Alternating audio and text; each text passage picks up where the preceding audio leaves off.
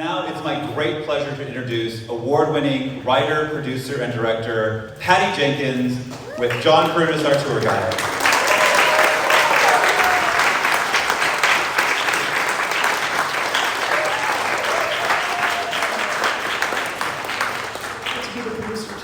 I get to be director. Hi, guys. Thanks for coming. Patty, thank you so much for being here and doing this with us. I feel like your name has been floating around here for such a long time. It's like you've been such a part of us for so long, and now you're finally here. So thank you so much for doing this, and again, being here with us to celebrate this. So happy to be here, and as somebody who has, tried to even absorb how amazing the history of Warner Brothers is all the time myself, I'm excited to be here and see it. So thank you for having me. You're standing right behind that wall, just kind of geeking out about the things on the walls, like the classic movies. So again, thank you so much. Jumping right into it, having had the chance to now walk through the exhibit and see some of the things that we have to offer in action and magic, and obviously props and costumes for Wonder Woman and Wonder Woman 1984. I was wondering if there was anything that you saw along the way that really stuck out to you, that sparked like a specific fond memory from filming, something that when you saw it reminded you of a time on set or a time making your movies. I think that they all do. I think what's so incredible is that each of those objects in there is something that was something so different to me so recently. It was something that a great artist would make, and I would labor over making notes on and seeing new versions of. So particularly like the wings from Wonder Woman 1984, to see those out in full display. We actually made those wings on set. We didn't really need to because you could just do them in CG, but we did. And so everything about the curvature of the line on the top, and I found myself going back into that critical mode of like, oh good, you guys really got that line right. But so many of those objects are such beautiful things ultimately that these great people that I work with have ended up creating. And so yeah, they all bring back great memories. And it's even small, specific things like that, like the wings, the curvature of the wings. Yeah. It's amazing. What's been your experience directing such an iconic character? Not only, on the individual side of the movies as they stand alone, but being part of the DC family. What's been your experience?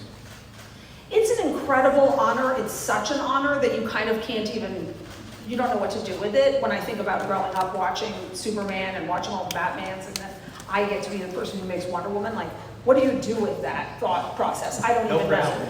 All I end up knowing is that luckily I love Wonder Woman and I loved the comic book films, and so somebody's got to do it. So it turned out it was me, and I loved getting to be a part of it. But it is, I believe in them. I believe in, particularly in these DC characters. I think that they are about trying to be a hero in the world. I feel like there are superheroes that are about different things.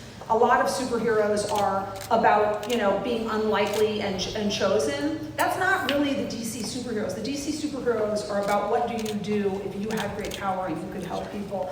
And I love that, and I believe in that. So it's been incredible to be get to play in that sandbox. It's amazing. I heard it said once, that like the DC heroes, they're heroes trying to be people and not necessarily the other way around.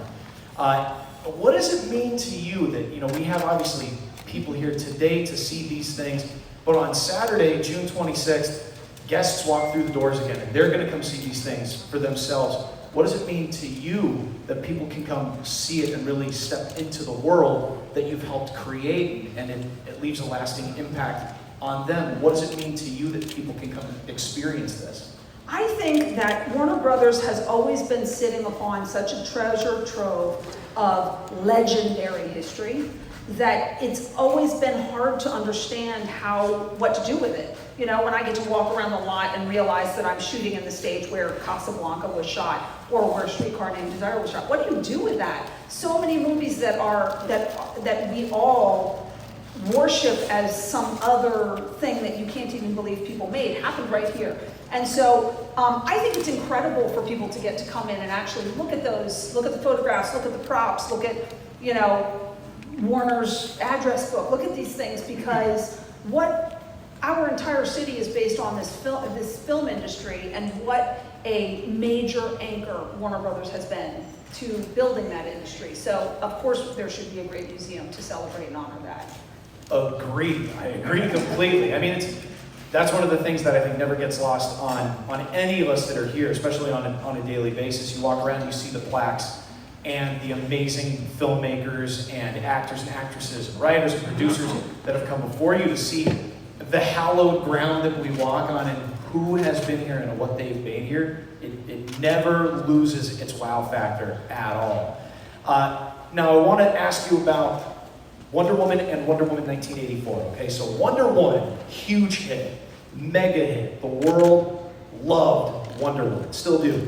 Was that more of a relief or a challenge going into making Wonder Woman 1984? It was both. It was both, because it's never, no matter the success of the first Wonder Woman, it never is easy to make a successful film. It's always going to be incredibly hard. And so, but there was pressure. There was that much pressure to make the first one. I was the first person to give Wonder Woman a chance. Could she succeed at all on the big screen? So it's always, they were both a lot of pressure. The bar for both was incredibly high from myself, even before I could get to others, to live up to that, legacy. And so, yeah, it was both. Was there a moment, especially filming the first one, where it clicked? Was there something that you saw or felt where you had a moment of clarity, like, wow, this is going to be huge? Did you have that moment at any point? Or was it until the box office happened, you're like, oh, this was huge? Yeah, I don't know that I did not, it couldn't be good enough for me when we were shooting. So I don't think I was like, wow, we're killing it. I don't think I ever felt that way. I was always checking the barometer of like, wow, this is everything that Wonder Woman should be. But it was always, up until the movie is literally done, even No Man's Land, we finished the movie and I made us stop the presses and said, wait, give me one more shot at the score. Let me go one more, let me just record one more song. And they were like, oh, okay. So it's like you're never sure that it's gotten all the way there. But I could tell that particularly Gal was so incredible and her dynamic with Chris was so incredible and the Amazons were so incredible. I was enjoying it as a viewer myself. So I was saying like, wow, I love these guys. These guys are great. It's a wonderful movie. Both are such wonderful movies. You've done an amazing job. The cast has obviously done such an amazing job as well. What does it mean to you to know that these films have resonated so immensely with audiences all around the globe?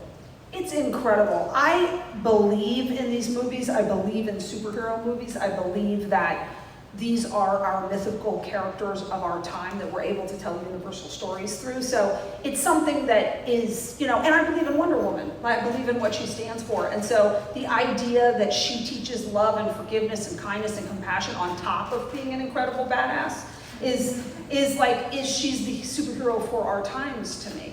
These are very important values to be exploring in ourselves. And so it's incredible that so many people have seen them and that it will go on to be a movie that has such a big resonance with the world. It's great.